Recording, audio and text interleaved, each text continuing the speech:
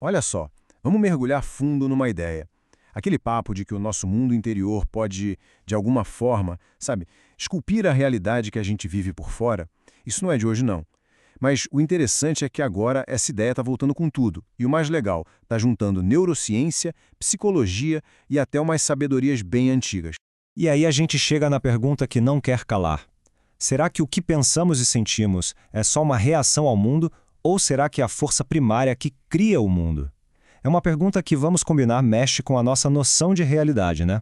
E essa citação aqui, ela resume essa perspectiva moderna de um jeito, uau, muito poderoso. A ideia é que não existe de fato uma separação entre quem observa e o que é observado. O universo não é uma coisa lá fora, separada da gente. Ele é, na verdade, um espelho, um reflexo do que está aqui dentro. Então, para entender isso melhor, vamos pensar na mente como se fosse um sistema. Tipo o sistema operacional de um computador, sabe? A primeira coisa que a gente precisa sacar é essa diferença aqui. O cérebro é a parte física, o hardware. Mas a mente é o software, é o campo de informação que roda nesse hardware. E é justamente nesse campo, na mente, que a realidade começa a ser desenhada. E as crenças? O que elas são nesse sistema todo? Elas são o código-fonte. É isso mesmo. Aquilo que se acredita, lá no fundo como verdade, funciona como um comando. Um comando que diz para a realidade como ela deve se organizar. É por isso que, sei lá, duas pessoas podem passar pela mesmíssima situação e ter experiências completamente diferentes. E o mais legal é que a neurociência moderna já dá umas pistas de como isso acontece na prática. O cérebro tem um filtro, o nome é Sistema de Ativação Reticular. Pensa nele como o sintonizador de um rádio antigo, sabe? De toda a informação disponível no mundo, ele só vai captar a estação que está na mesma frequência das nossas crenças, do nosso foco. É aquele clássico. A pessoa decide comprar um carro de uma certa cor e de repente parece que só tem aquele carro na rua. O filtro está trabalhando. Essa ideia de programar a mente conscientemente é incrível, né? Mas ela leva a gente para uma pergunta ainda mais funda. E se os programas mais importantes, os mais poderosos, não forem esses que a gente escreve conscientemente? E se tiver um sistema muito mais profundo, rodando ali em segundo plano, sem a gente nem perceber? Pois é, o inconsciente, um mundo oculto. E para falar disso, a gente precisa voltar mais de um século no tempo, para o território que foi desbravado pela psicanálise. Muito, mas muito antes de se falar em redes neurais, a psicanálise já dizia que a gente é movido por forças que nem conhece. É como se existisse um continente inteiro submerso dentro de nós, influenciando cada escolha, cada sentimento, cada sintoma que aparece na vida. O primeiro mapa que Freud desenhou para esse território foi um modelo topográfico. Ele imaginou a mente como um iceberg, uma imagem clássica. O consciente é só aquela pontinha que a gente vê fora d'água. O pré-consciente está logo ali, abaixo da superfície, fácil de acessar. Mas a maior parte, a parte gigantesca e poderosa que fica escondida, essa é o inconsciente. E é ela que direciona o movimento do iceberg inteiro.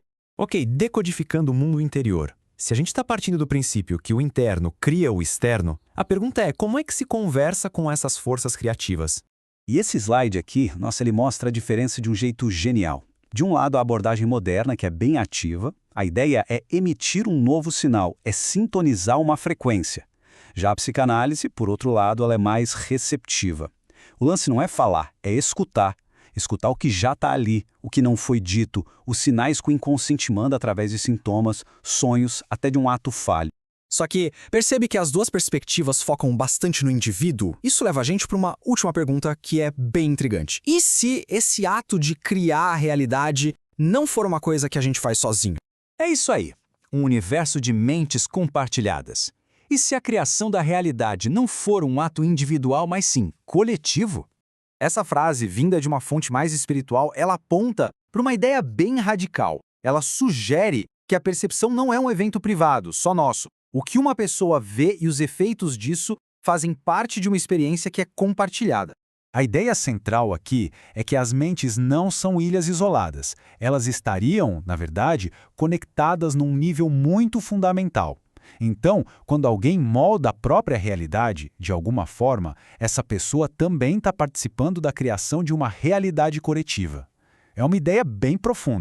E aqui chegamos ao ponto. A pessoa é a artista. Como é que a gente junta essas três visões, a consciente, a inconsciente e a coletiva, para formar uma imagem mais completa de tudo isso? O ponto central é este. Não importa por qual lente se olhe, a conclusão acaba sendo a mesma. O ponto de partida para qualquer mudança no mundo de fora é uma mudança no mundo de dentro. O estado interior é a principal força criativa da vida. Então a gente pode pensar nisso como 3 camadas de criação, né? Tem a sintonia consciente, que é quando se escolhe ativamente um foco, tem a escuta da linguagem inconsciente, para entender quais são os programas mais profundos que estão rodando ali por baixo, e por fim tem o reconhecimento de que tudo isso acontece dentro de uma consciência maior, uma consciência compartilhada. No fim das contas, a vida não é só algo que acontece com a gente. É mais como uma tela em branco, sabe? Esperando as primeiras pinceladas. E a conclusão inevitável, juntando todas essas perspectivas, é que, seja de forma consciente ou não, o poder de criar está nas mãos de cada um. A pessoa é a artista.